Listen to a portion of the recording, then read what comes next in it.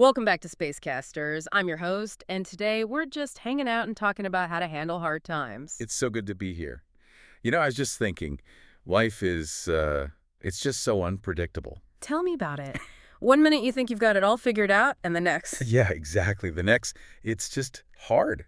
And everyone has those days. Right. And in those moments, you don't really need some big, complicated solution. Sometimes you just need the words to say, wow, this is this is tough. That's it, exactly. Not fancy words, just Yeah. real words, like we're just two friends catching up. No lesson, no textbook. I love that. And honestly, I could really use a chat today because my week, oh my gosh, it was a complete train crash. Oh, no, what happened? I thought you were so excited about that project you were working on. My passion project, this phone app for students, you know? Right, right. I spent, literally all week on it. Monday, Tuesday, Wednesday. Just glued to my computer. I barely slept. Oh, that's some serious focus. It was. So this morning, I'm ready. I get my coffee. I'm feeling good. I'm ready to, finally see it work. The big moment. Yeah. So I pick up my phone, and I press the open button. I'm almost scared to ask what happened. Nothing. Nothing. Like it was slow to load or... No, nothing. The screen just went black. Like a dead, empty black screen. Oh, that is the worst feeling. I just stared at it. I think I stared at the wall for 10 minutes. Okay. I realized the whole thing, the foundation of it was just wrong. So it wasn't a small fix. Not at all. I had to delete everything, the whole week's work, gone. I'm at step one again. Ouch. That is so painful. There's a phrase for that exact feeling. When a plan just completely fails and you have to start all over. What's that? We say you have to go back to the drawing board. Back to the drawing board. Yeah, I've heard that. It sounds like something an artist would say. That's the idea. Imagine someone drawing plans for a house, and then they realize, oh, this isn't going to work. Yeah. They can't just erase a little bit. They have to throw the whole paper away. Exactly. They crumple it up and start again on a clean sheet. That is exactly how I felt, just staring at a blank screen again. So frustrating. It is, but it also means you're not giving up. But, man, hearing you talk about working all those hours, it reminds me of my sister. Oh, yeah. What's she up to? Well, she has this huge, huge English test tomorrow. Oh, I do not miss that feeling. It's so much pressure. Yeah. So last night, I get up around, 2 in the morning for some water. 2 a.m. Yeah. And the whole house is dark, but I see this little light coming from under her door. Oh, no. I peek in, and it's like a library exploded. Yeah. Books everywhere, papers, and this giant mug of coffee. At 2 in the morning, she's working so hard. She looks so tired, but she just told me I have to finish this chapter before the sun comes up. Wow. We have a phrase for that too, don't we, when someone works super late like that? We do. It's a really cool old one. We say she's burning the midnight oil. Burn the midnight oil. I love that. It sounds so old-fashioned. It is. Think about it. Before we had electricity, you needed oil for your lamps to have light. Right. And oil wasn't cheap. Exactly. So if you were up at midnight burning it, you must have been doing something really, really important. That makes perfect sense. She was burning the midnight oil. I just hope she gets some sleep. Me too. Speaking of doing hard things, that kind of bravery, it makes me think about something I had to do this week. Oh, yeah. I have to admit, I am terrified of my boss. Really? Is he a scary guy? No, that's what's so weird. He's really nice. But talking about money, it just makes me so nervous my hands get sweaty. I get that. Asking for money is so awkward. It is. But my rent went up, a lot. And I realized I couldn't afford it anymore. Well, that's a serious problem. You can't just ignore that. I know, but I was so scared. Finally, yesterday, I just looked at my bank account and thought, okay, you have to do this now. So you just faced the fear. I did. My stomach was in knots, but I walked into his office and just did it. That's amazing. There's a really powerful phrase for that. For when you have to do something difficult or painful and you force yourself. We say you have to bite the bullet. Bite the bullet. Wow, that sounds painful. Why a bullet? It's from old history, back in wars, way before they had good medicine to stop pain. Okay. If a doctor had to, say, operate on a soldier's leg, it was going to hurt a lot. So they'd give the soldier a lead bullet. To bite on so they wouldn't scream. Exactly. To just get through the pain because they had no other choice. Whoa. Okay, my meeting doesn't seem so bad now, but that's how it felt. I just had to accept the pain and do it. And you did. That's what matters. I had to help my friend Julie be brave like that recently, too. What happened with her? She had to give this huge presentation at work. in front of everybody. Oh, public speaking. The number one fear. It is for her. Yeah. I saw her just a few minutes before she had to go on, and she was a mess. Like, just nervous. No, like full-on panic, shaking, breathing super fast. Her eyes were all red. She looked at me and said, "I can't do it. I'm going home." Oh, poor Julie. She was just losing it. She was completely falling apart, so I couldn't let her run away. I kind of grabbed her by the shoulders, looked her in the eyes, and said, "Julie, breathe. You need to calm down." Some tough love. I had to.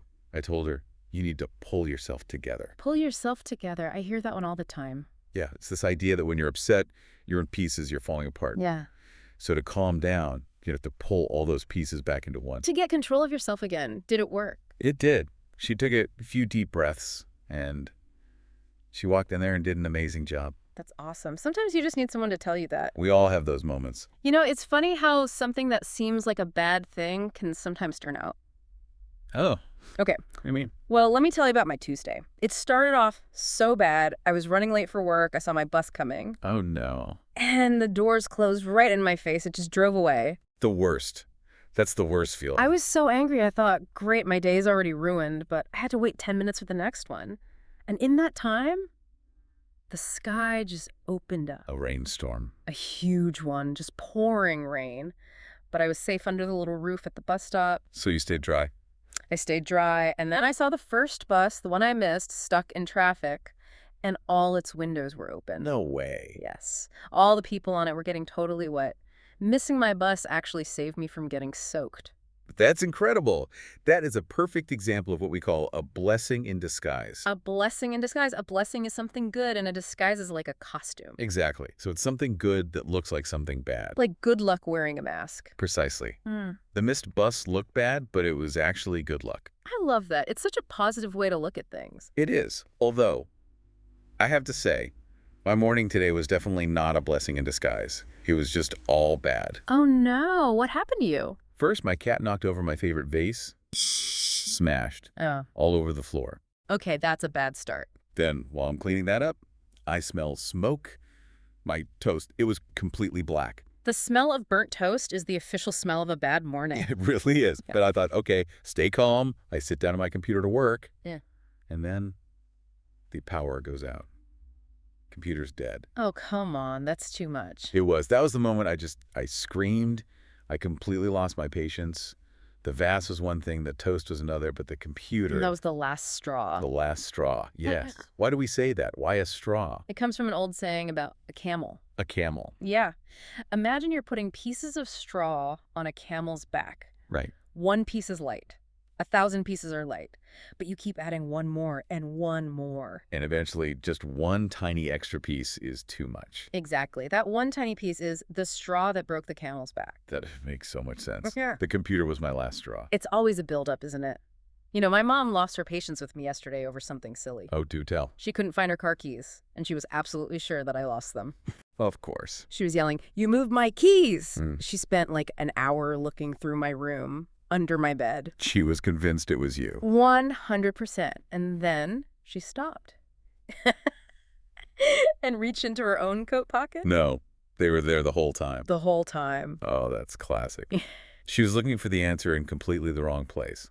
We say she was barking up the wrong tree. Barking up the wrong tree? That's a funny one. Think of a hunting dog. It chases a cat, the cat runs up a tree, but the dog gets confused and starts barking at the tree next to it.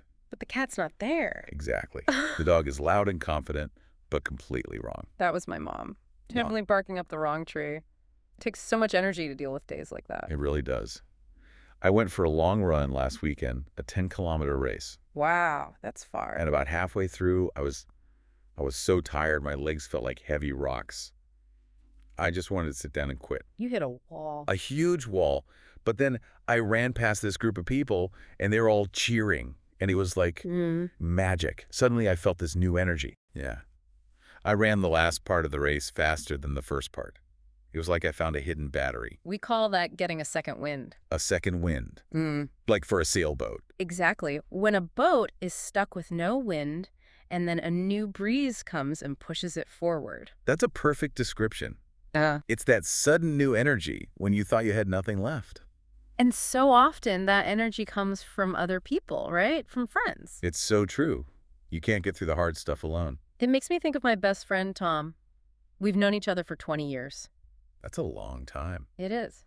And we've been friends when times were good, when we had money and things were easy. But we were also friends when I lost my job and had nothing. We never left. You stuck together through the good times and the bad. We did. There's such a beautiful phrase for that. We say you've been friends through thick and thin. Through thick and thin. What does the thick and thin part mean? Think of walking through a forest.